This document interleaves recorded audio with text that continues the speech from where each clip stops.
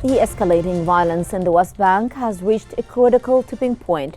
Rising tensions between Palestinians and Israeli settlers are fueled by relentless military operations, unchecked settler aggression, and shifting political dynamics. This volatile crisis is reshaping the region's reality and threatening to spiral into even greater instability. The West Bank now stands as a flashpoint of conflict, with recent months witnessing a surge in violence that demands urgent attention and decisive action to prevent further escalation. Let's get in focus.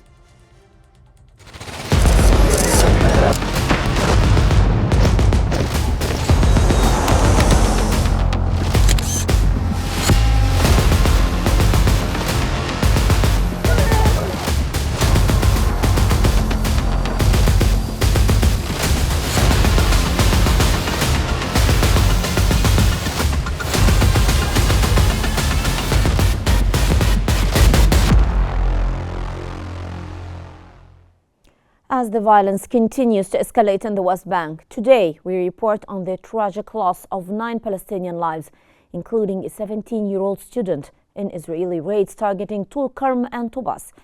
This headline, brought to us by EFE, sheds light on the harsh reality faced by many Palestinians. The details of these operations, including drone strikes and casualties among civilians, paint a grim picture of the situation. With the West Bank witnessing its worst violence since the Second Intifada, the numbers are staggering. At least 490 Palestinian deaths this year, many of them civilians, including 75 minors. These are not just statistics. They are lives short, stories unfinished. We must continue to report on these developments with a commitment to truth and humanity, hoping for an end to this devastating cycle of violence.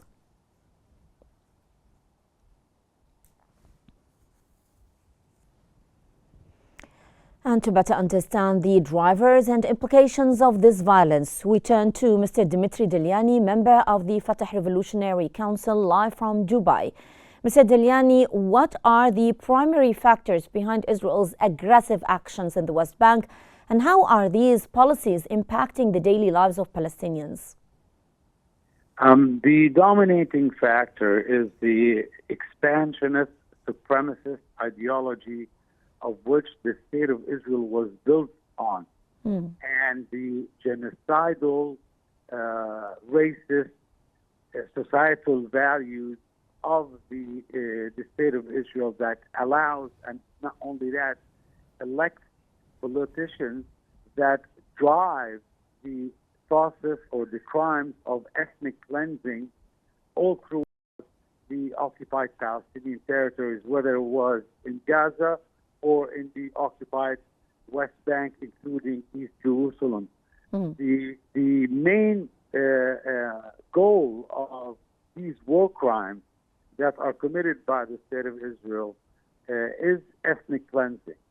The Palestinian existence, mere Palestinian existence on Palestinian land is considered for these ideologues, zealous in the state of Israel and who are now running the government in the state of Israel, is a danger, and they see it as a challenge to their Zionist project. That's why, with the help and political support and military aid of major Western countries, including, of course, and headed by the United States of America, the state of Israel is able to commit such war crimes as a manifestation of its Zionist ideology and societal values. Well, Israel's military operations have drawn widespread criticism for their disproportionate impact on Palestinian communities. Can you elaborate on the extent of this devastation? Well, if we're speaking about Gaza, Gaza is inside with bombings of civilian infrastructure, and today deliberately burning down Kamal Adwan Hospital. The or above 45,000 confirmed, on top of the 10,000 that are still under rubble, over 120,000 injuries, around 75% of homes are totally damaged or partly damaged to the point that they are not usable anymore. All the universities in Gaza are obliterated. Around 85% of the schools in Gaza are gone, and it's the pure hell on earth. Now, if you're talking about the West Bank suffers from less of a bloody ethnic cleansing process, but it still it fits the same category, even though it doesn't rise up to the level of genocide as well, but it is ethnic cleansing. And if you review the war crimes committed by the state of Israel in the past couple of days, you will see that Israel has used F-16s against civilian population, has used artillery shelling against civilian population, has used field executions of unarmed civilians. So the war crimes that are committed in the state of Israel, and if you put that on top of the terrorism, the state-sponsored terrorism committed by Israeli colonial groups, you would see that the rise of Israeli terrorism and violence in the West Bank has risen to above and beyond the levels of the Second Intifada of 2000, and it's heading towards, and the aim for all this, besides ethnic cleansing, is to create facts on the ground in preparation for Donald Trump's taking over, in which the settler groups and the government of the state of Israel hope that they will achieve some sort of legitimacy for their illegitimate and illegal annexation plans for major parts of the West Bank that would include settlement blocks and the vast majority of the areas surrounding them, according to what the ministers in the government have expressed clearly, like Smotrich a couple of months ago. He found his view of annexation. He is the person in charge of the military occupation in the West Bank, and recently he just declared that he hopes and he expects that Donald Trump would make good on his promises to Zionist donors by supporting the annexation process, annexation crime of the parts of the West Bank. And this, of course, carries an infringement on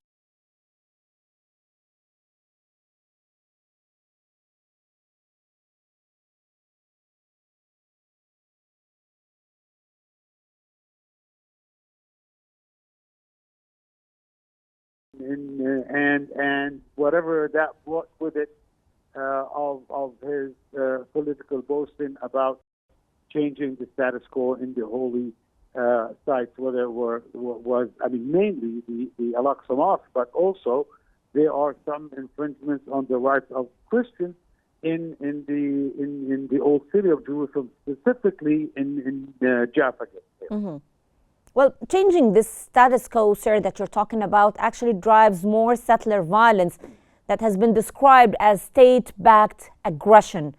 How has Israel's government facilitated or ignored these acts of violence? The state of Israel is the main sponsor of this Jewish terrorism because, for many reasons. One, it starts with the schools.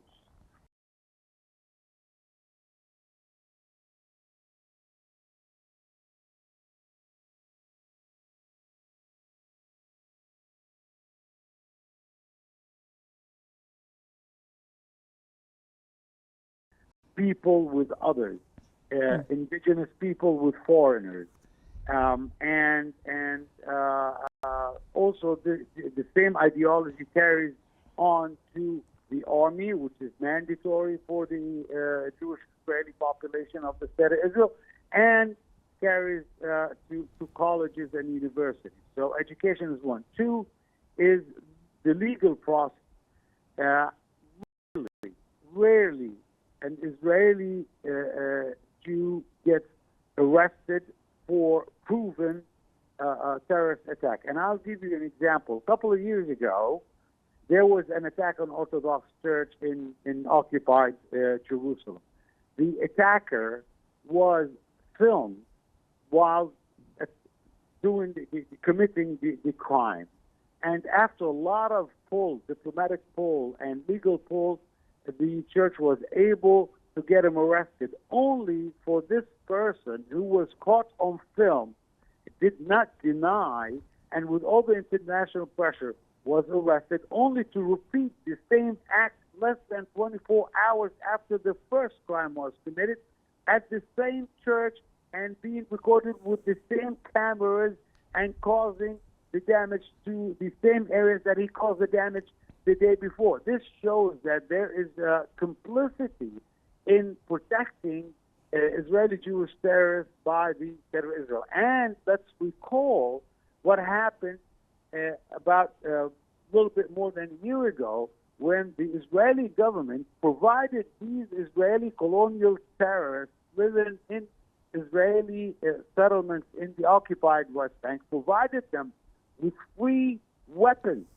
These weapons were used in the escalation of the Israeli terrorism against Palestinian civilians. I mean, if anybody around the world would really take 5 minutes to really look at statistics of Israeli terrorist violence in the West Bank and how the state of Israel is the driving force behind this terrorism, would be really surprised to see how in the West, some of these countries that claim to be pro-democracy, pro-human rights, are still supporting this terrorist, Zionist, genocidal, supremacist state of Israel. Yes. Well, that was Mr. Dimitri Deliani joining us from Dubai. Thank you, sir, for helping us unpack this complex issue. The unfolding events in the West Bank highlight the unchecked aggression and systematic oppression carried out by Israeli forces and settlers, which continue to fuel instability across the Palestinian territories. And this brings us to Gaza, where the humanitarian catastrophe continues to unfold under the shadow of Israel's relentless blockade and military aggression.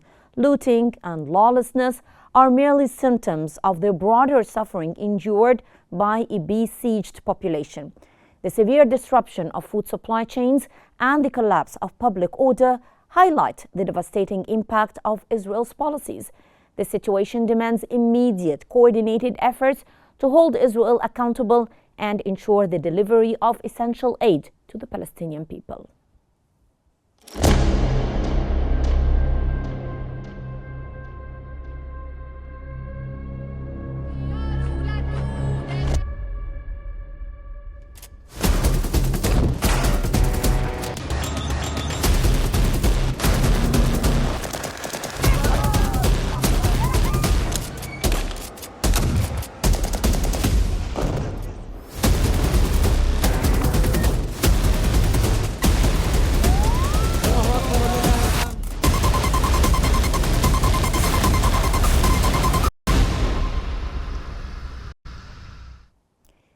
The heartbreaking headline from Al Ahram Online: 3 Palestinian babies freeze to death in Gaza as it happened, serves as a gut-wrenching reminder of the unimaginable cruelty faced by the people of Gaza.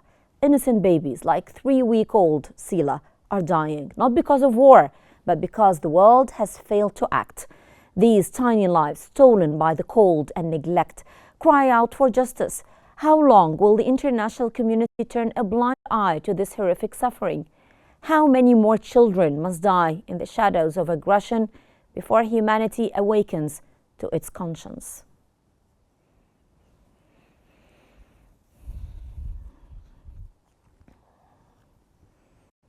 To shed light on this dire situation, we're joined by Mr. Muhammad Abu Shama, specialized in Arab affairs, live from Cairo.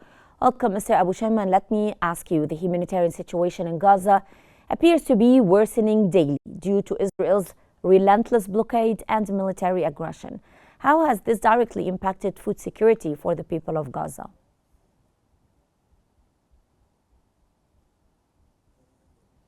you and your viewers, there is no doubt that the humanitarian situation in Gaza is worsening, especially with the winter coming, which is going to be a harsh one on the Middle East, and the suffering of the people of the area in Gaza, Lebanon, and Syria will be harsh under this. These are the three countries that are violated by the Israeli aggression. And of course, in Gaza and West Bank, this is worsening. All the international reports are pointing that Gaza is under famine and the humanitarian situation is worsening. And this is deliberately continuing with the Israeli aggression as Israel wants to evacuate Gaza of its inhabitants and push them out of Gaza. This has been apparent in the strategy of the occupation army in the north of Gaza over the previous weeks, where the demolition of homes and the aggression against hospitals are intensifying, especially what's happening in Lahia and the Kamal Adwan hospital recently, as well as many hospitals that are out of service now because the occupation army wants the life of the Gazans to become a continued hell. No food, no way of ordinary life, or not even the minimal level of needs. The Gaza Strip is turning into hell, and the occupation army is continuing to do that. And of course, after all this period of 14 months, the Palestinians are still suffering greatly, and the international community, unfortunately, is totally incapable of saving the Palestinians, and all the efforts being exerted on the Arab level and even the Egyptian state level to provide the humanitarian aid to Palestinians is faced with a lot of awareness of Israel, backing it by Israel, and Rafah is incapable of providing the aid from Egypt and the other friendly countries to the Palestinians. The flow of these equipments is always stopped, and also there is a problem in the distribution, a problem in extending it to the now totally isolated. It's like a prison to the people there. And there are continuous attempts by the occupation army to empty these places from its inhabitants, and they are trying to segment the Gaza Strip into areas with full control of the Israeli forces. This is a systematic plan, and the next day in Gaza that we have waited for more than a year is not coming, and this is happening while there has been an announcement of the collapse of the negotiations that were hoped to stop the fighting and allow the entry of humanitarian aid because of the positions of the Netanyahu government and his radical far-right ministers. And of course, all of this in addition to looting of aid convoys that has even compounded the crisis. The absence of one order, exacerbated by Israel policies, contributed to this breakdown.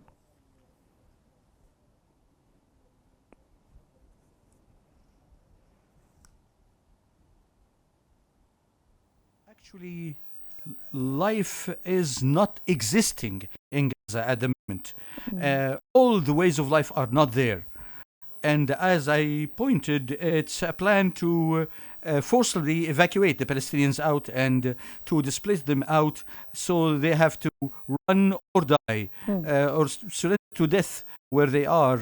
And this is also indicated by the number of the Palestinians killed. So far, more than 45,000 killed. Most of them are women and children, and a huge number of injured people who don't have a place for hospitalization. Israel is continuing to empty Gaza Strip from its inhabitants with continued aggression and continued policies that make the life of the Palestinians a continued hell, destroying the hospitals, destroying the refugee camps. This situation is now also moving to the West Bank, because the axe on the ground by Israel is also trying to do the same to the West Bank, to make West Bank another Gaza, the way South Lebanon became another Gaza. And this is part of the plan. Everybody that Israel deems as enemies or as a threat to the Israeli security. This is the Israel's way in implementing its plan.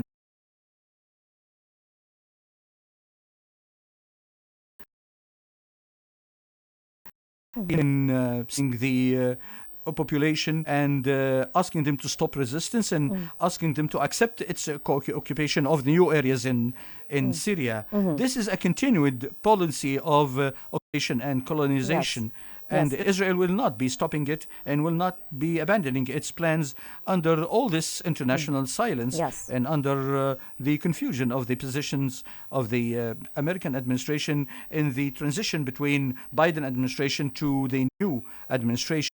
And Yes. in all cases, when the new administration comes, I think it will give the government of Benjamin Netanyahu more of a green light and more of facilitation and support to continue its policies of genocide against the Palestinian people and the forced displacement for Yes. whomever remains Yes. in Thank Gaza you. Strip. Thank you very much, Mr. Mohammed Abu Shama, for shedding light on the devastating humanitarian crisis in Gaza. The plight of Gazans demands immediate global action to address Israel's ongoing aggression and to ensure the delivery of vital aid to those in need. And from the Middle East, we turn our focus to East Asia, where South Korea is grappling with a political crisis of historic proportions. The impeachment of two presidents within weeks has created a leadership vacuum and raised serious questions about the resilience of the nation's democratic institutions. As regional and global allies watch closely, the stakes for South Korea's stability have never been higher. The headline from the New York Times: South Korean lawmakers impeach acting president as crisis deepens, captures the escalating political turmoil gripping one of Asia's most influential democracies. This unprecedented move to impeach an acting president not only highlights the deep divisions within South Korea's political landscape, but also raises concerns about the impact on the nation's economy and regional stability. As tensions persist, the world is closely watching how the crisis unfolds, especially given South Korea's strategic importance in addressing North Korea's nuclear threats and maintaining economic stability in the region.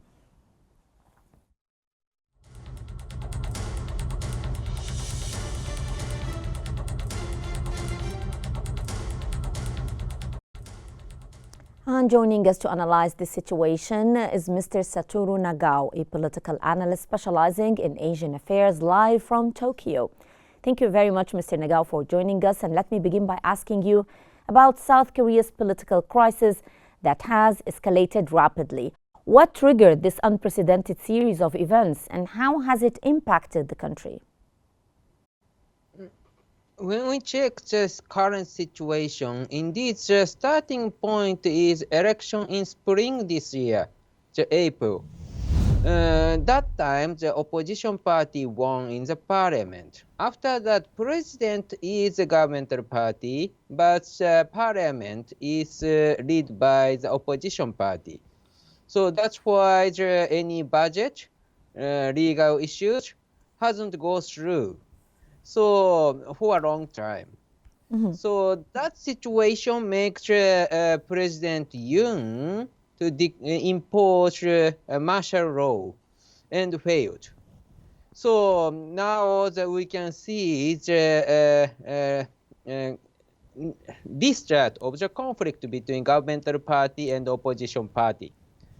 Now opposition party governs majority in the parliament, but the government is still led by the governmental party, and the opposition party want to control the politics. The government party also want to control the politics, but both sides cannot control the situation.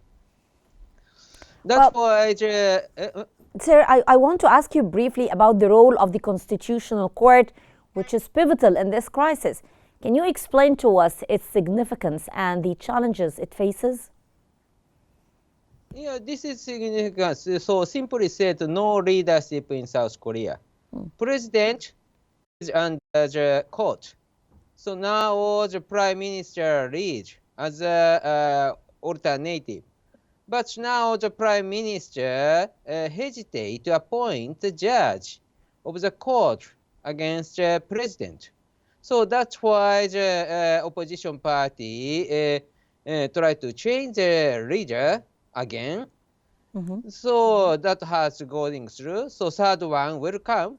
But all of the three leaders, President, Prime Minister, and the Finance Minister, third one, all of the three from the governmental party, and the opposition party cannot control them. So that's why this is a battle between the opposition party and governmental party. That battle has started since the spring of this year. It has continued.